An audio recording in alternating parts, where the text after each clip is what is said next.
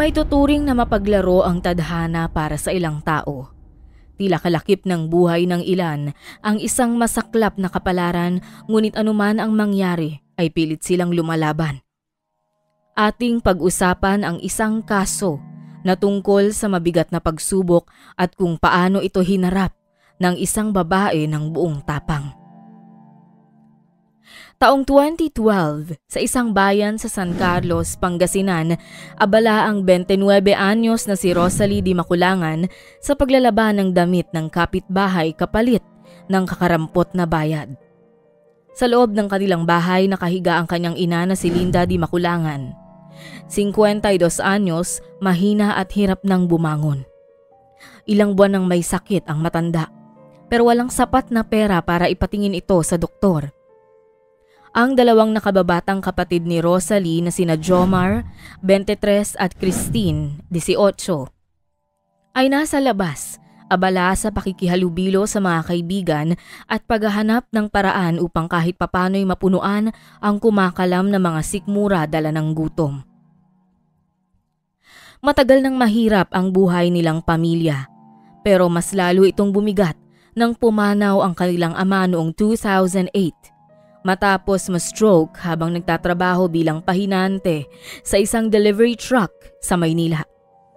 Walang naiwan na anumang ipon, kaya napilitang huminto sa pag-aaral si Rosalie upang alagaan ang ina at maghanap ng paraan para maitawid ang pangangailangan nilang magkakapatid.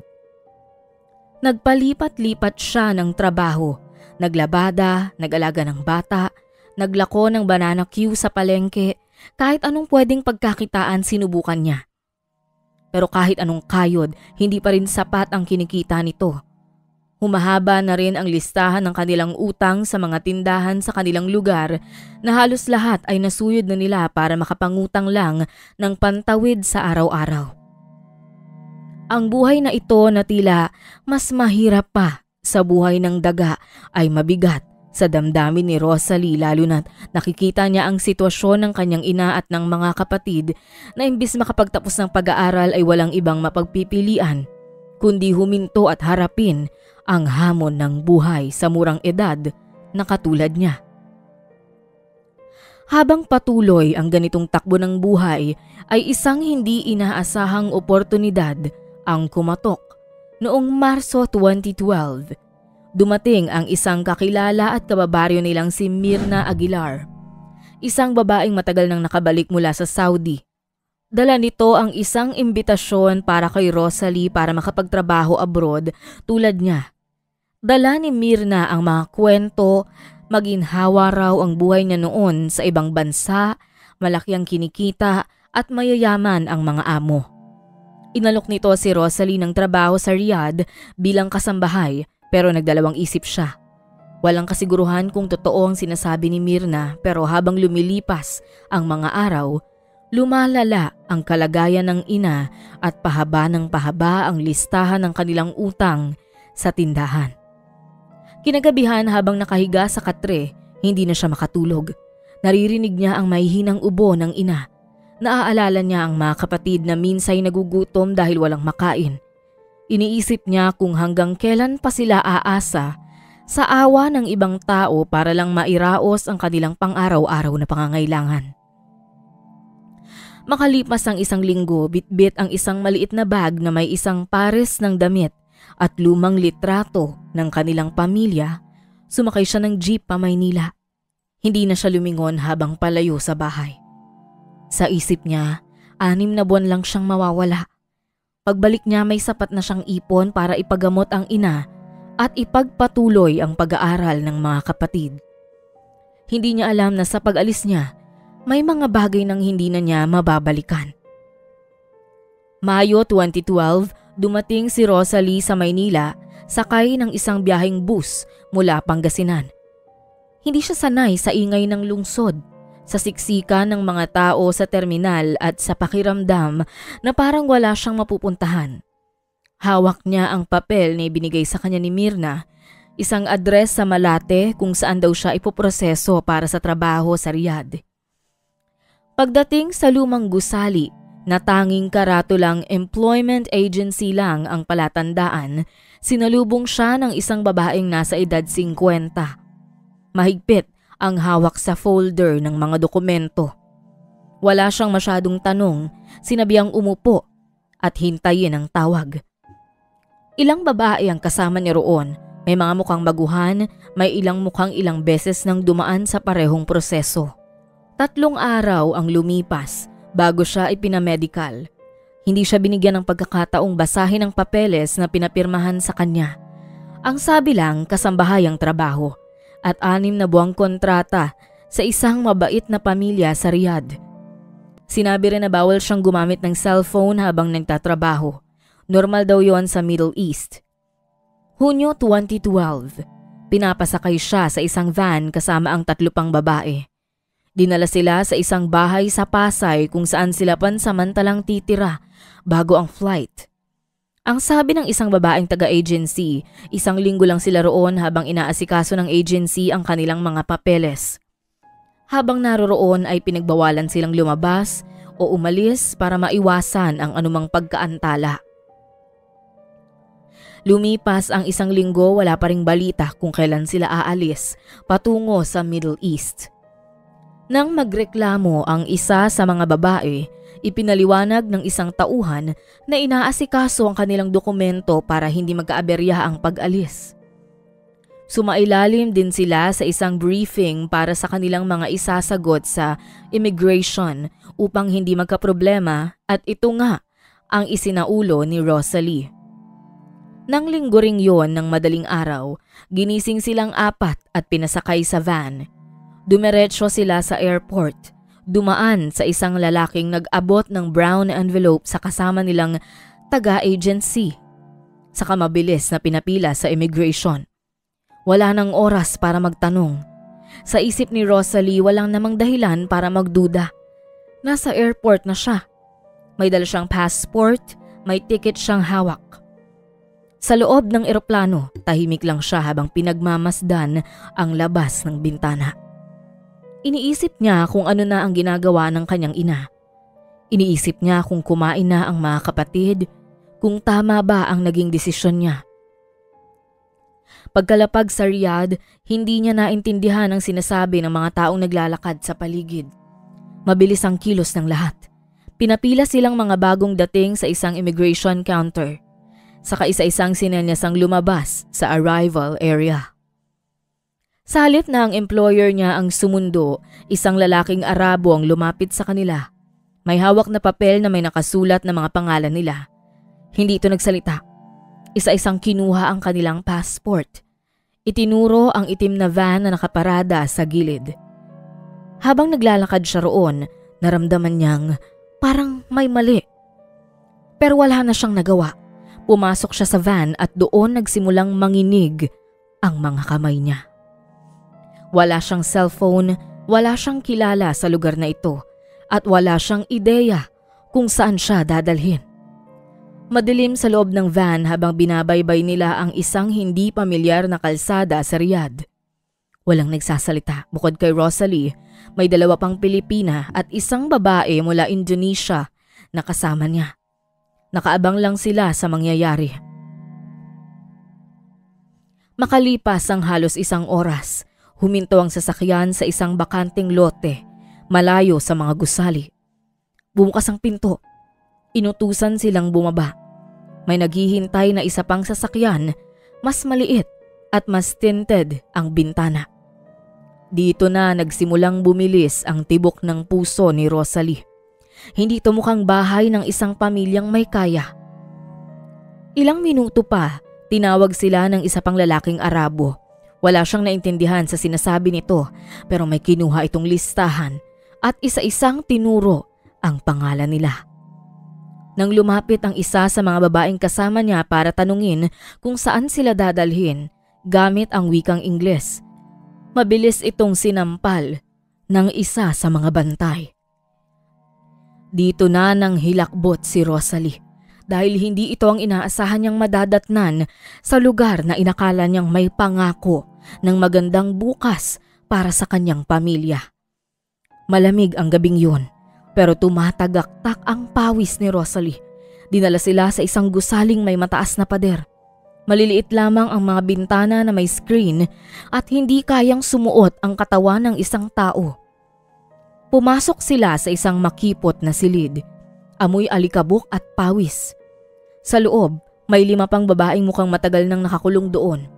Mga payat, animoy ilang buwan nang hindi nasusuklay ang mga buhok. At halos wala ng emosyon sa muka. Isa sa kanila ang bumulong kay Rosalie. Isang Pilipina rin. At sinabing gusto na niyang makaalis sa lugar na yon. Doon niya tuluyang naunawaan. Hindi siya dinala rito para maging kasambahay. Ilang araw siyang hindi makatulog. Sa bawat pagising niya, naririnig niya ang hikbi ng iba pang babae sa loob ng silid. Kada gabi may dumarating na mga lalaki. May tinatawag, may dinadala palabas. Bumabalik sila kinabukasan, nakayuko. Walang imik. 3 araw matapos siyang dalhin doon, dumating ang isa sa mga lalaking unang kumuha ng passport niya. Hawak nito ang isang papel. May litrato niya at ilang detalye na hindi niya mabasa. Hindi niya alam kung magkano ang halaga roon, pero alam niyang ibinenta na siya. Pinilit niyang lumaban. Napunit ang manggas ng damit niya nang subukan niyang umatras. 1 segundo lang ang lumipas bago niya maramdaman ang mabigat na kamay na tumama sa kanyang pisngi. Hindi siya makasigaw, hindi siya makatakbo, at hindi siya makapaniwala sa kanyang sitwasyon. Lumipas ang mga araw pero hindi alam ni Rosalie kung ilang beses na siyang nawala ng malay sa pagod, gutom at sakit habang ginagawa sa kanya ang bagay na hindi niya gusto. Sa madilim na silid na yun, hindi niya na rin alam kung umaga o gabi, ang tanging naririnig niya lang ay mga hikbi, mga mahihinang bulong at ang paminsang sigaw ng mga babae sa kabilang kwarto. Sa tuwing dinadala siya palabas, bumabalik siyang wala ng lakas. Isang gabi, habang nakayakap sa sarili, bumalik ang babaeng nakilala niya. Noong unang gabi na naroon siya. Ito ay si Divina Agsaway, isa pang Filipina. Mas matagal na ito sa lugar na yon pero hindi pa rin ito sumusuko. Ito rin ang unang bumulong sa kanya na hindi sila pwedeng manatili roon habang buhay. Minsan lang magkaroon ng pagkakataon at dumating nga ang gabing yon noong Nobyembre 2012. Pasado hating gabi. Bumagsak ang katawan ng isa sa mga bantay sa sahig, lango sa alak. Naririnig pa rin sa labas ang tawanan ng iba pang lalaki. Mabilis na tumayo si Divina at hinila si Rosalie. Hindi na siya nagtanong. Bukas ang pinto sa dulo ng pasilyo. Mabigat ang katawan ni Rosalie. Nanginginig ang mga paa niya pero pilit niyang pinuntahan ang madilim na lagusan. Kasunod niya si Divina. Kapwa hindi sigurado kung may daan ba palabas. Hanggang makarinig sila ng sigaw, nagising ang ibang bantay. Tumakbo sila palabas sa likod ng gusali pero may humablot sa braso ni Divina. Sa isang iglap, hinila ito pabalik. Sinubukan siyang sagipin ni Rosalie pero itinulak siya nito palayo. Mabilis ang lahat. Sa huling pagkakataon, nakita niya ang mukha ni Divina na puno ng luha bago ito tuluyang nawala sa loob ng gusali. Wala siyang pagpipilian. Kahit humihikbi, nagpatuloy siyang tumakbo. Dumaan siya sa makikitid na iskinita, hindi alam kung saan pupunta. Sinubukan niyang kumatok sa isang bahay pero agad siyang itinaboy ng isang lalaki. Isa pang pinto ang sinubukan niya pero walang nagbukas. Wala siyang sapatos, gasgas ang mga tuhod niya, puno ng alikabok ang mukha niya. Pero hindi siya tumigil. Makalipas ang halos 1 oras ng pagtakbo, nakita niya ang grupo ng mga kalalakihang tila may pamilyar na mukha at narinig niya ang mga salitang hindi banyaga para sa kanya. Sa kabutiang palad, ang mga ito ay kapwa niya Pilipino at mga OFW sa lugar na yon. Bagamat nanginginig, Sa labis na gutom at pagod ay nagawa nitong ikwento habang humahagulgol ang kanyang sinapit sa kamay ng malulupit na Arabo. Ang kanyang karanasan sa isang silid na parang kulungan at kung paano siya nakatakas dito. Pansamantalang pinagpahinga ng mga lalaki si Rosalie at nangako sila na kinabukasan ay dadalhin ito sa Philippine Embassy.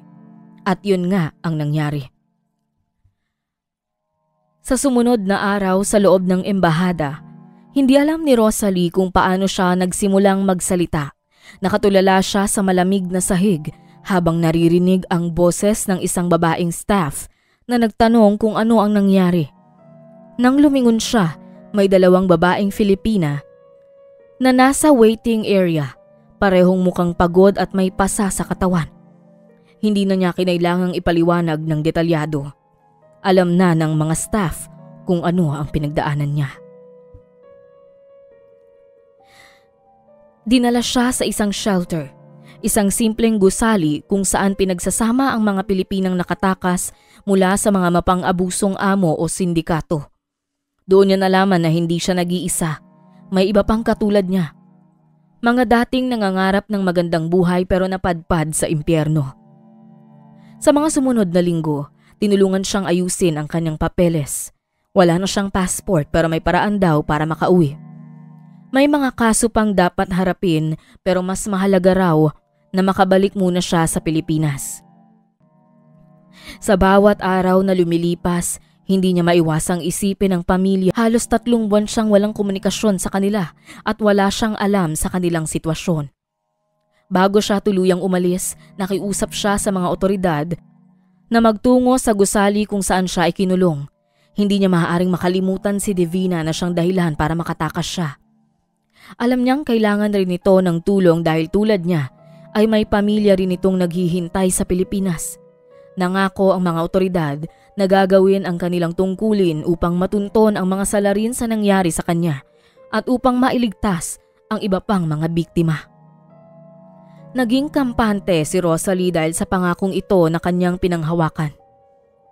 Pebrero 2013, matapos ang halos 3 buwang paghihintay, isinakay siya sa eroplanong patungong Pilipinas.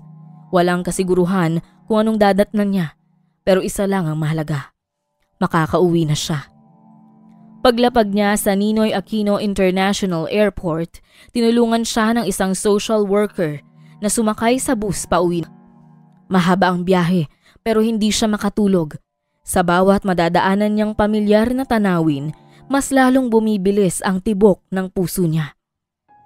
Pagsapit sa baryo nila, walang nagbago. Maliit pa rin, sira-sira at tahimik. Wala siyang narinig na ingay mula sa loob. Binuksan niya ang pinto at naabutan si Jomar at Christine. Parehong nakaupo sa sahig. Nang makita siya nito, hindi sila agad nakakilos. Hindi niya alam kung natulala sila sa gulat o hindi makapaniwalang bumalik siya. Pero bago pa man siya makapagtanong, nakita niya ang altar sa isang sulok ng bahay. May isang lumang retrato ng kanyang ina, nakalagay sa ibabaw ng puting tela. Sa isang iglap, naintindihan niya lahat. Huli na siya. Hindi agad nakalapit si Rosalie, na natili siyang nakatayo sa bungad ng kanilang maliit na bahay. Nakatingin sa lumang larawan ng kanyang ina sa altar. Hindi na niya kailangang magtanong. Tahimik lang sina Jomar at Christine. Nakayuko sa sahig. Ilang buwan silang naghintay sa kanya, umaasang babalik siya. Pero huli na ang lahat. Lumapit siya sa altar. Nanginginig ang kamay habang hinahaplos ang lumang larawan ng kanyang ina. May kandilang nauupos sa tabi nito. Natunaw na ang halos kalahati. Katabi ng larawan, may isang lumang rosaryo at isang maliit na bote ng gamot. Sa pagitan ng mga hikbi ng kanyang kapatid, unti-unting lumabas ang kwento.